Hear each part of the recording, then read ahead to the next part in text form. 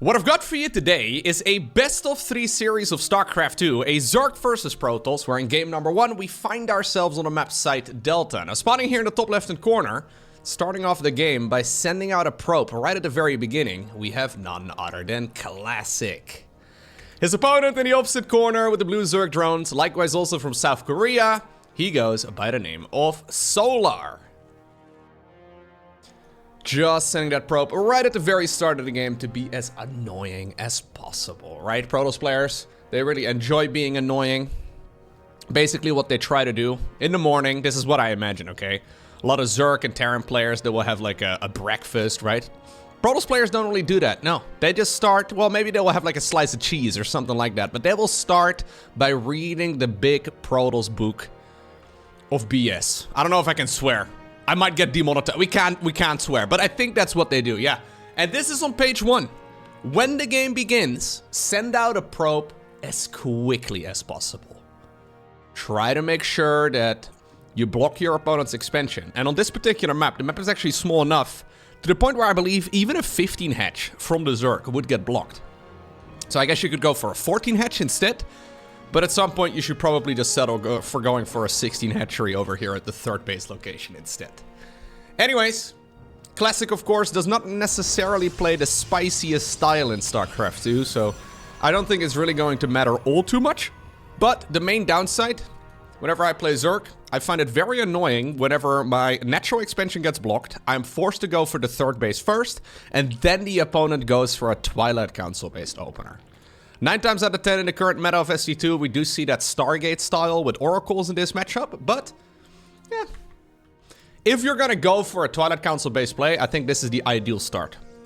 Because this base is pointed in the direction of where Protoss spawns, right? So you can get your reinforcements there a couple seconds quicker. The Zerg is gonna be disconnected from their natural. It would be an option. Anyways, we'll have to wait until the until the Cybernetics core here finishes up to see if Classic wants to go for something like that. Adept over here, he's delaying the Cybernetics core upgrade, so it's gonna be a Stargate inside of the main base. Good old, or, no! Oh, he's playing a bit of a mind game, okay. Yeah. So he could have started up that upgrade a little while ago, but Classic is purposefully, this is on page 2 of that book that I was talking about, he's on purpose going for the Cybernetics core upgrade delayed. The idea behind this is that now, Solar, judging off of this timing as well as the Adept timing here alone, he will assume that this is a Stargate opener. Stargate units should pop out right about 4 minutes or so on the Zerg side of the map. So for the next minute, Classic is basically unscouted. Is it gonna be Dark Templar? Like, what are we doing? Why are we not spending the gas? Straight Blink would be weird too. We have 150 gas. He's prioritizing a lot of infrastructure here. So gateways, robo facilities. Okay. If he does want to go for Glaive to Depths, it's not the longest upgrade in the world, so I guess you can delay it a little bit, but we're all the way up to 200 gas. Yeah, okay. So it is going to be Glaive to Depths. It looks all a little bit cursed, but I think this is basically Classic trying to play as fancy a game as possible to trick his opponent as much as he can.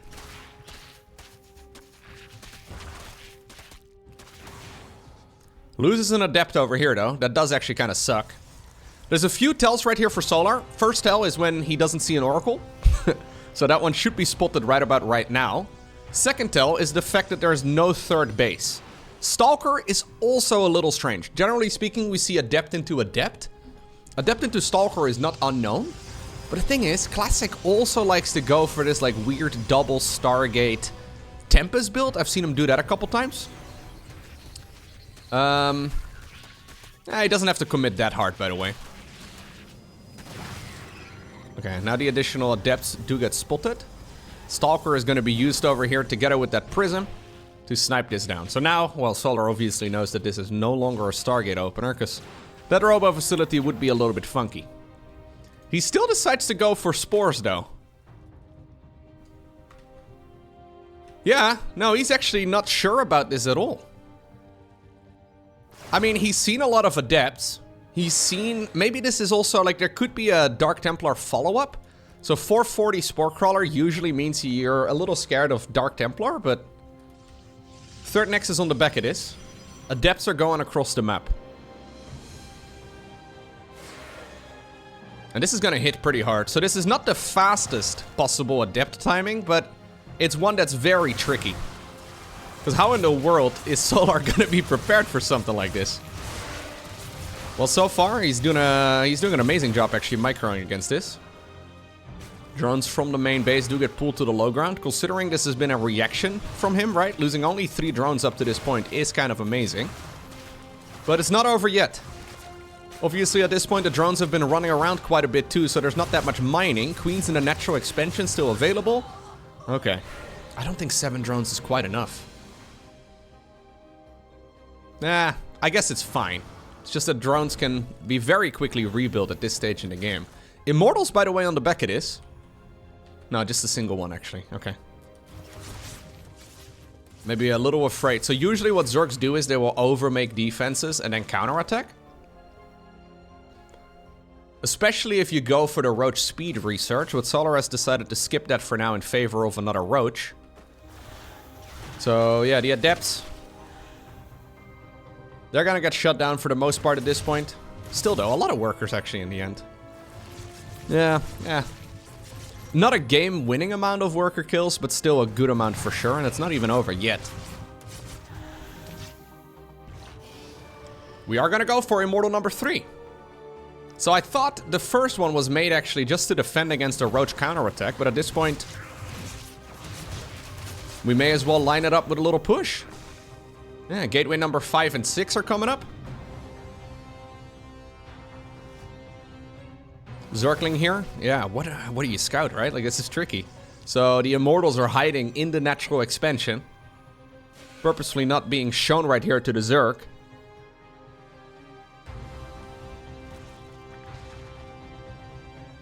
Now, do you want to go for an all-in, though, as classic? That's kind of the tricky decision, right? Because if you want to play this safe, you may want to go for a 4th base instead. He's warping in sentries right now. You could have also gone, I guess, for like a charge upgrade or even blink. But I believe, yeah, it's only glaive the depths at this point in the game. Okay, so Solar not really preparing for a counterattack. Instead, he's just trying to remake those drones that he's lost. And now this Zergling will see the move out. Prism is still available. That one was meant for harassment, but now it's going to be used here to, well, warp in a lot of reinforcements instead. Very cool game so far by Classic. I love this. Yep, so rather than playing cautiously and like expanding behind it, this does of course leave him vulnerable to a counterattack like for example this one, but an Adept warping is going to be able to take care of that relatively easily. Barriers do get popped on the Immortals, but there's 4 of them in total. So many good force fields as well. Classic looking dominant here in game number 1. The only downside for him is that those Adepts will fall off over the course of the next few minutes. Yeah, and he's warping in more Adepts. GG. It could have been a little scary for him if this game went on for a lot longer, but brilliantly played right here by the Protoss. Next up, we find ourselves on the map Alcyone, or as a lot of the pro gamers refer to it, Alcyone. Alcyone. I don't know why they call it Alcyone. It is definitely Alcyone, but that's okay. As we all know, StarCraft 2 map makers love making maps that are very difficult to pronounce. Although it seems that with the most recent Team Liquid map contest, I think that actually just wrapped up, although they haven't announced the winners yet, as of me recording this right now anyways. Those maps are actually all surprisingly pronounceable. There's one that is like Among Us backwards, which, I don't know, I think would have been cool in like 2018 or something, whenever Among Us was popular. Feels a bit weird in 2024. But other than that, all of the maps are, yeah, surprisingly pronounceable.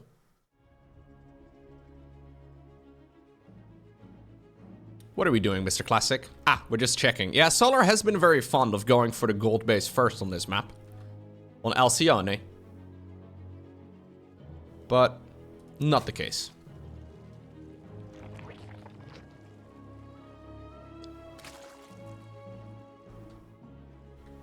To be fair though, I will never forget the map Jaganatha. Just because of its terrible name. I think Alcyone is kind of cool, but... Alcyone? I mean, it's a cool word to say for sure. It's just that nobody knows what it is, right? Like, you have to be a proper nerd to figure it out. So I had to Google it. Apparently this is a... heldere meervoudige ster in het sterrenbeeld stier. That's what the Dutch Wikipedia tells me anyways. This is basically a... I think it's a solar system or like a star system. Yeah, it is. In case you don't speak Dutch, I figured I should probably go to the English Wikipedia page instead. Anyhow. What's the follow-up going to be this time around, Classic? We played a bit of a cheeky game number 1. No hatchery block here this time around. I don't think he would really go for back-to-back Twilight Councils. I just don't think it makes a whole lot of sense. Never mind. Forget all I said, okay? It doesn't make sense, but sometimes when it doesn't make sense, it makes the most sense.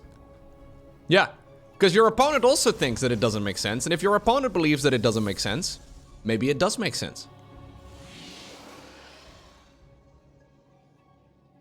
Because right now, it is definitely not the strongest way to open up. Like, I think it's much better when your opponent is forced to take this as their natural expansion. But obviously, Solar knows that as well.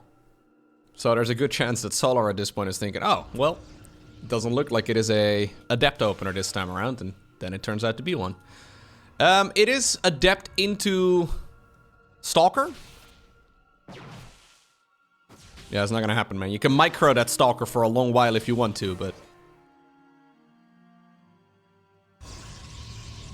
Gateway's coming up. A Robo Facility. So it's like a weird, delayed Twilight Council Glyph Adept start. I thought in the previous game we had 3 gateways in total, but I may be mistaken there. He's going up to 4. No, he must have had 4. I don't think he can really open up... I was gonna double check that at some point, but I never did. I don't think you can do a Glyph Adept opener for 3 gates. That doesn't make any sense. Okay. So this is considered to be one of those builds that is always good, but never like the preferred choice. You know what I mean? It's kind of like, I don't know, like a triple barracks opener proxy in Zerg versus Terran. You know, where the Terran just builds a bunch of barracks and rushes Marines. It's one of those builds that will never really leave the meta of StarCraft 2, nor should it, but it's never really the go-to build either. And this is kind of that. Just, with a bit of a modern twist. Couple mind games to boot. I think in the previous game he had 2 gateways over here and then 2 in the main. Yeah, that makes the most sense. And 2 plus 2 is 4. I know. Educational video. Smash like if you learned something. Yeah, you're welcome. Alright. Overlord's coming up. Roach is coming up. Does Solar have enough this time around? So he stopped droning at 39, which is a pretty conservative number.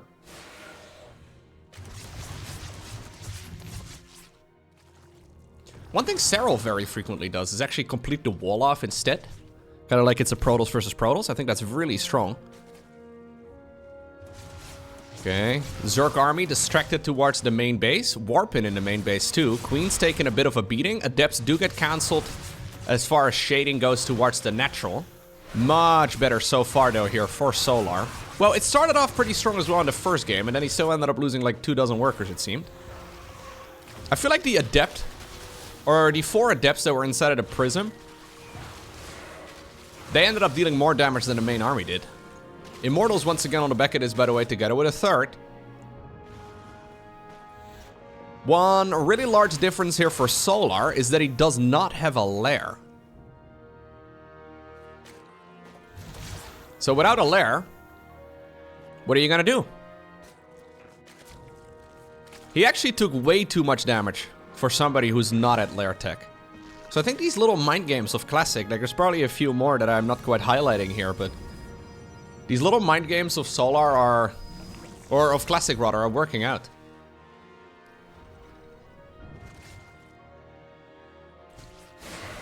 So he's droning on the Becketis right now, because he kind of needs to. At this point, he's catching up in that worker count once again.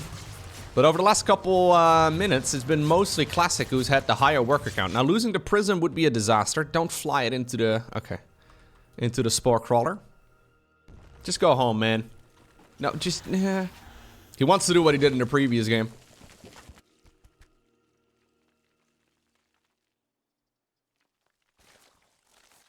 Okay, so Lara's going to finish up. Now, one really big issue that could have happened in this game, and why we probably have one Spore Crawler here, is a Dark Templar follow-up. So back when this build was popular, so now we once again have the Immortals going across, but back when this build was really popular, we used to see variations where it was Glaive Adept into Dark Templar. If Classic would have gone for that particular version, I mean, sure, there was one little bit of detection, but since there's no lair, you can't go and make an Overseer. I think Solar would have been in a world of trouble. So he's taking a bit of a gamble. Robo Bay on the back of this time around, though, with a second Robo facility and a Forge. So Classic actually mixing it up.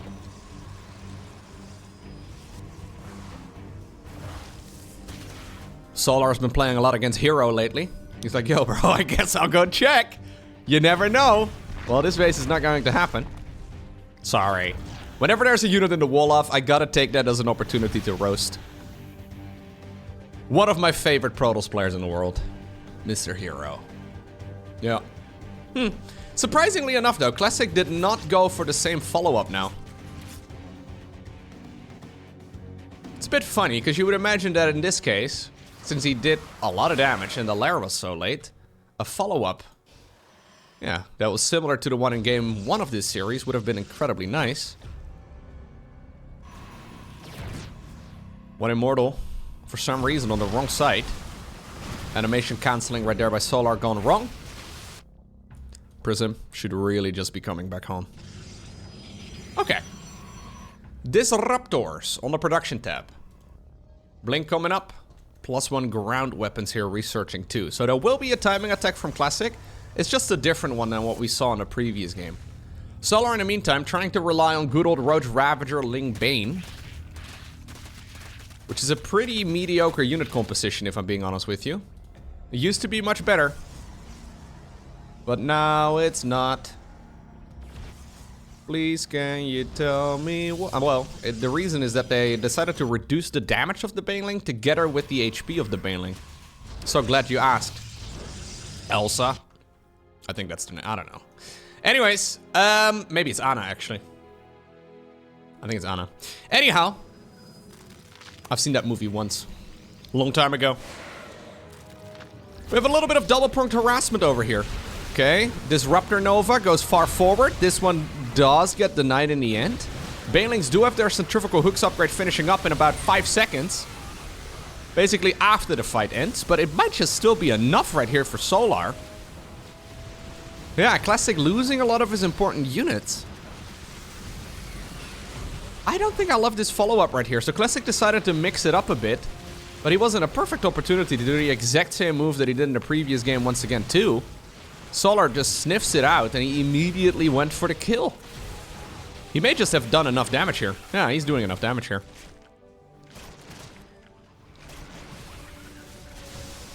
Banelings may be a little less scary than they once used to be, but they're still pretty dang good. Protoss not having an answer for them just yet. Investing a lot of money into things that may be useful later on, but not quite yet. Alrighty. Final game for this best-of-3 series. We find ourselves on the map Oceanborn. Oceanborn. I believe this is a Nightwish album, isn't it?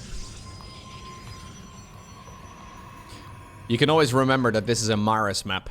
Whenever there's like any reference to any sort of heavy metal, it is pretty much always Maris's map design.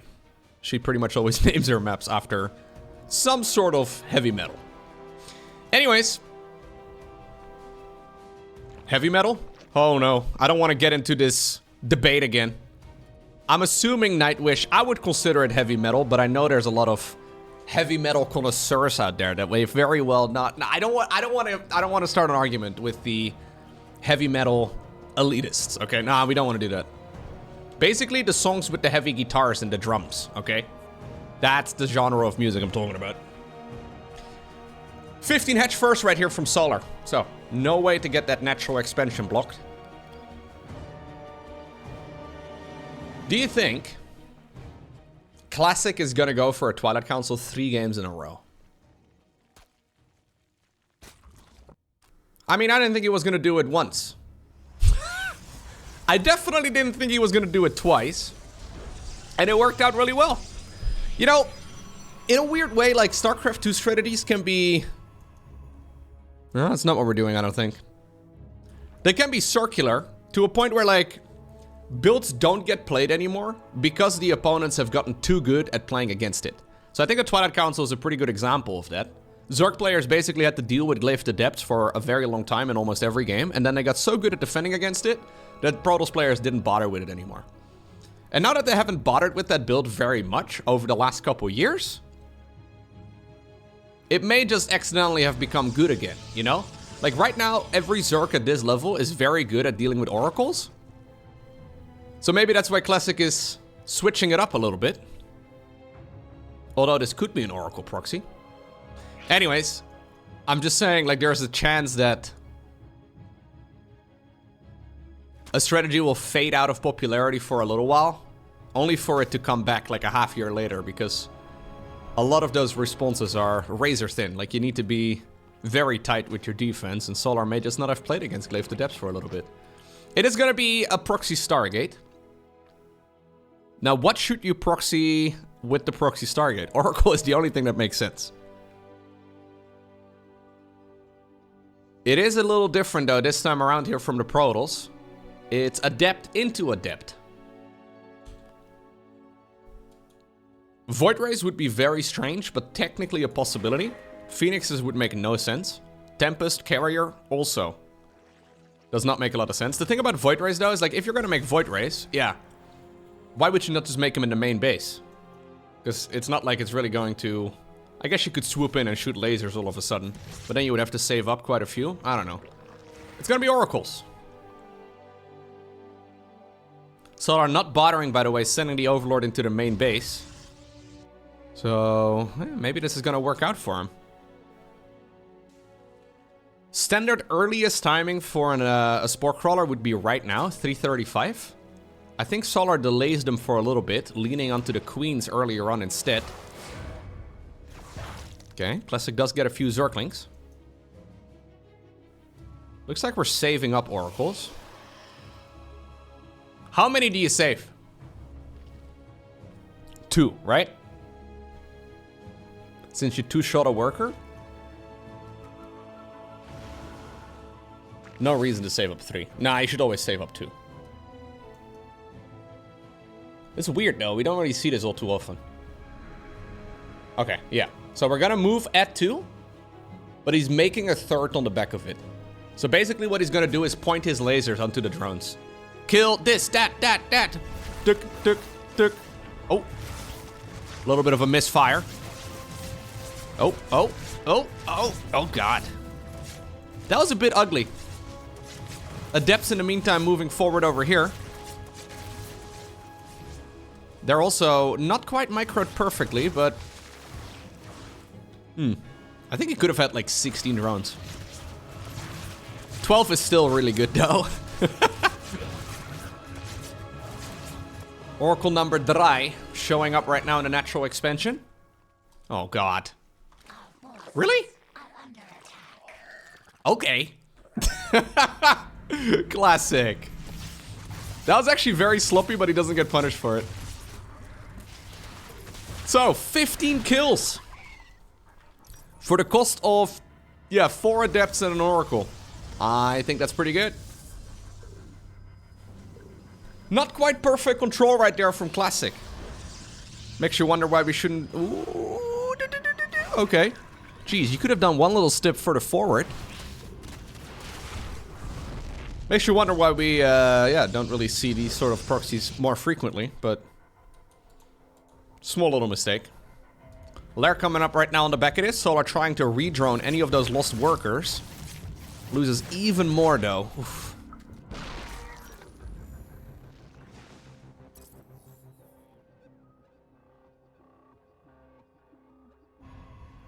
Okay.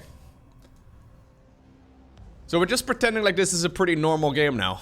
Blink together with the +1 ground upgrade. I would consider this to be the most standard opener in Zerg versus Protoss from Protoss. So you open up with a bunch of gateways. Take the third base nice and early, leaning into your Oracle. You go for a little bit of Oracle Adept harassment. And then usually the game, it really begins when these two upgrades are done. Right now though, Solar is already in a really tough position. And the tempo gains that you get from, well, dealing damage early on are gonna make those Stalkers significantly more powerful moving onwards. So I'm a little afraid for what this is going to look like right here for Solar. Is he gonna be able to cut a corner? I mean, he decides to go for the 4th base. He's going for Roaches and Zerglings. He's just trying to stay alive here. 4th Nexus coming up really nice and quickly. This is, by the way, a style that Classic usually never played. Like, he was always a, well, very classical player. Ha! No, but seriously, he would pretty much always do the same thing. And these days, he's been doing a bunch of, like, 2-base, like, Tempest shenanigans and a bunch of cheeky builds in general. Being a lot less predictable than he once used to be. You love to see it. Well, Overseer is going to scout eventually that this is just a normal follow-up, but he may just scout it with his main army in just a moment. Do we have an... yeah, we do have a Prism. Observer coming up on the back of this. Zergling does see one of those units moving out. These Stalkers are going to hit very hard. Yeah. So Solar is doing everything to try and play catch-up. And he has caught up as far as the worker count goes, but now he needs to deal with the second layer of attacks. Good force fields. Good control right there as well on the Prism. Saving whatever he can. Snatches a couple of Roaches. Brilliant. I think he wins this. Yeah, so some cheeky builds right here from Classic. It's not over yet. But this is going to be very difficult to hold right now for Solar. You want to see Zergs overwhelm this sort of thing right at the very start when the units first arrive. Or at the very least keep it at bay. But Solar can't really control this anymore. Yeah, when it rains it pours. It's just going to go worse and worse for him now. +1 melee finishes up after he finishes up all of his Zerglings. GG is cold. It's Classic who obtains the victory to 2-1.